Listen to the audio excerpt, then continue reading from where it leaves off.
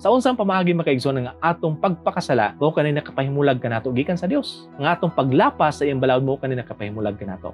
Tungod kay makaigsoonan, ang atong pagpakasala nagahimo kana og guilt, shame and condemnation ngani sa tong una. Ug ato kana ginauna makaigsoonan, ang Dios mo'y nagahukom kanato. Mura ba ang hitabo is aduna kitay psychological projection nga gihimo ngadto sa Dios. Nga sa atong hunahuna kita ray nagahukom sa atong hunahuna, pero atong gihunahuna nga ang Dios mo'y nagahukom kanato. O sa iyang paghukom, iya kitang pagasilutan sa kamatayon o kana nga kahadlok sa Dios, mao kanina nakapahimulag kanato gikan kaniya. Mao kato makaigsunan sa dihang gipangita na sa Dios si Adan ug sa Eva, unsa ilang gihimo? Nidagan sila ug nitago sila makaigsunan tungod kay nahadlok sila sa Dios. Diya pa lang makaigsunan sa unang pagpakasala sa tao, makita na nato nga ang ilang pagpakasala sa ilang paglapas sa balaod sa Dios, mao kana siya ang nakapahimulag kanila gikan sa Dios. Ug tungod kay nahimulag kita gikan sa Dios makaigsunan, ang atong kinabuhi usab nahimong bulag sa Dios. Sa Ephesians 4:18 nagingon, having the understanding darkened, being alienated from the life of God through ignorance that is in them because of the blindness of their heart. So sa atong pagkahimulag sa Dios makaigsunan, ang ato usab nga kinabuhi bulag usab sa kinabuhi sa Dios. Ang kinabuhi sa Dios makaigsunan mao kan ang source sa atong pagkinabuhi, o kung bulag kita kaniya, bulag usab kita sa iyang kinabuhi. Ug unsa mahimong resulta niya na? Sa Romans 6:23 nagingon, for the wages of sin is death. Ang mahimong sweldo gyud sa pagpakasala mao gyud ang kamatayon. The eventual result of sin is death, and the natural course of sin is paingon gina siya sa kamatayon. Ug siya nagingon sa Proverbs 8:36, but he that sinneth against me wrongeth his own soul. Unsa daw? Kung kita magpakasala kaniya, kita lang gyud og nagahimo og dili maayo sa atong kaguliyong kalag. All they that hate me love death. Sa diyang aduna kita'y kasilag sa Dios, nahigug na lamang gid kita sa kamatayon. Ang atong tagsatagsa ka mga kasing-kasing, ang atong huna-huna, ang atong gitawag nga carnal mind is always at enmity with God. Buti pa sabot na mga kaigsunan, ang Dios dili ato kaaway, wala gid ta niya gituring nga iyang mga kaaway. Kundi kung kita man kaaway sa Dios, siya nahigugma kanato. Pero ang atong mga huna-huna, ang atong carnal mind is always at enmity sa kanunay ang atong tanaw sa Dios. Siya atong kaaway. Tungod kay atong pagtanaw kaniya, siya usa ka maukmanon nga Dios ug andam gyud mo pahamtang og silot against kanato. Sa pagpakasala sa tao, niabot gyud ang daghan nga mga pag-antos og kamatayon dinhi sa yuta. Ug unsa gihimo sa yawa? Dinhi. It is true that all suffering results from the transgression of God's law, but this truth had become perverted. Tinuod daw nga tanan nga mga pag-antos resulta sa paglapas sa balaod sa Dios, pero kini nga kamatuoran gituis. Satan, the author of sin and all its results, had led men to look upon disease and death as proceeding from God, as punishment arbitrarily inflicted on the account of sin. Unsa daw?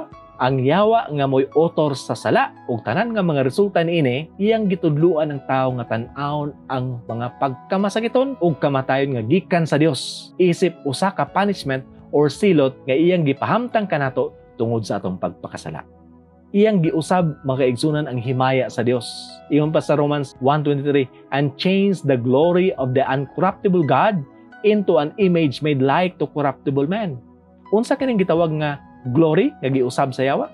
The glory of God, that is His character. Sa diyang si Moses mga kaigsunan, nihangyo siya nga pakit-on siya sa himaya sa Dios. Nisugot ang Ginoo ug nilabay kaniya mga kaigsunan, gipakita ang iyang likod ug giproklama ang iyang pangalan. The Lord God, merciful and gracious, long-suffering and abundant in goodness and truth, keeping mercy for thousands, forgiving iniquity and transgression and sin, and that will by no means clear the guilty. Ang gipakita sa Dios kaniya makaigsunan sa dihang nihangyo siya nga patan-awon siya sa iyang himaya, ang iyang gipakita makaigsunan mao ang iyang kinaiya. The glory of God is His character. Ug ang kinaiya sa Dios makaigsunan mao kini ang gibag-o sa yawa, ang gipakasama na niya ang kinaiya sa Dios sa kinaiya sa tao.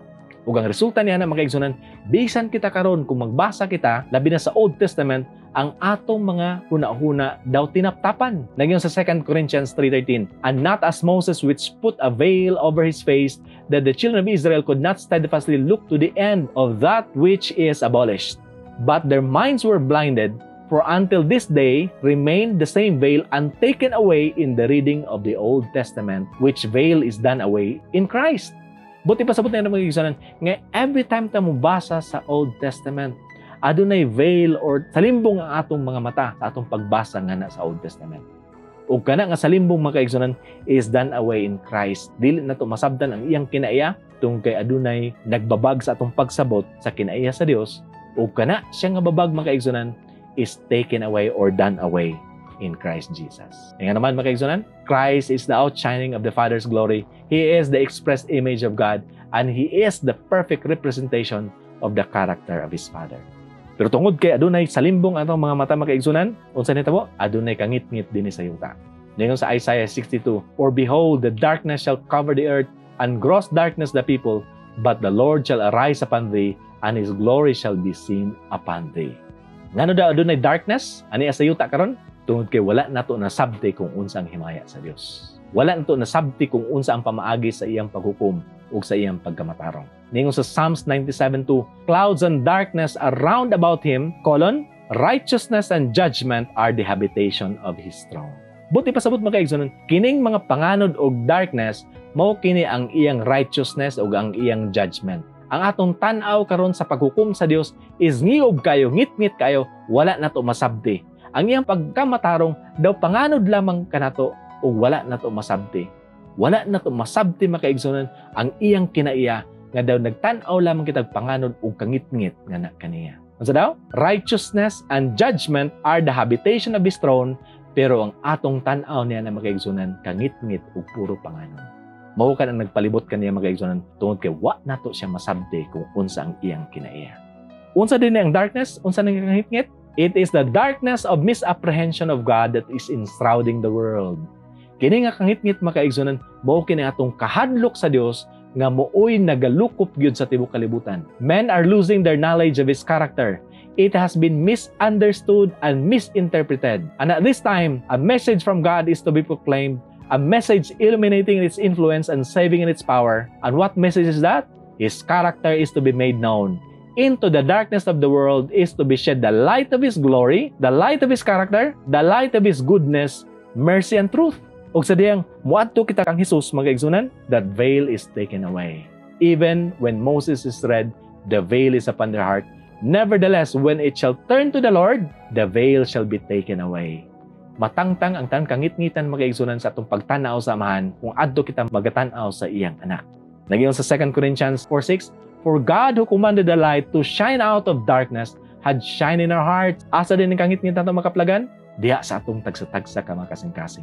Ug ang Dios sama sa iyang pag-ingon dito sa paghimo pa lang sa kalibutan, let there be light. Ug kana nga kahayag mga kaigsunan, nagasiga nga ni sa atong kasing-kasing. Ug unsay purpose niya ng kahayag? To give the light of the knowledge of the glory of God in the face of Jesus Christ. Iyang gusto nga ihatag kanato mga kaigsunan ang kahayag sa iyang kinaiya ngana sa naong ni Kristo Jesus. Diyan nato makita mga kaigsunan sa naong ni Kristo o sa kinaiya ni Kristo ang iyaging tindanay nga himaya o kinaiya sa amahan. Ug diha kang Hesus mga kaigsunan, makita nato ang amahan nga na kaniya. Diha kang Hesus makita nato nga siya gud wala nagakondem o naghukom og silot sa bisan kinsa. Kung ato makita katong babae nga gidala kaniya para pahukman, unsa iyang giingon? Let he that is without sin among you, let him first cast a stone at her. Sa diyang nakita nila mga kaigsunan, ang ila day mga sala muy gisulat ni Kristo didto sa ground, naginay-hinay silag lakaw gikan kaniya. Ug isa lang gid ang nabilin, ang katong babae nga ilang gipahukman kang Hesus. Ang atong balikan og lantaw mga kaigsunan, niadto sila sa kang Hesus. Dala og usa ka babae nga ila nang hinukman nga daan aron ilang dalod ngadto kang Hesus, aron ila usab nga paghukman sa Hesus. They end up mga kaigsunan nga ilang gihukman ang ilang kaugalingon. Ilang gihukman ang ilang kaugalingon mga kaigsunan by walking away from Christ. Ang katong babae nga nagpabilin, iyang gihukman usab ang iyang kaugalingon nga takos nga na sa iyang kinabuhi so that he can go and sin no more.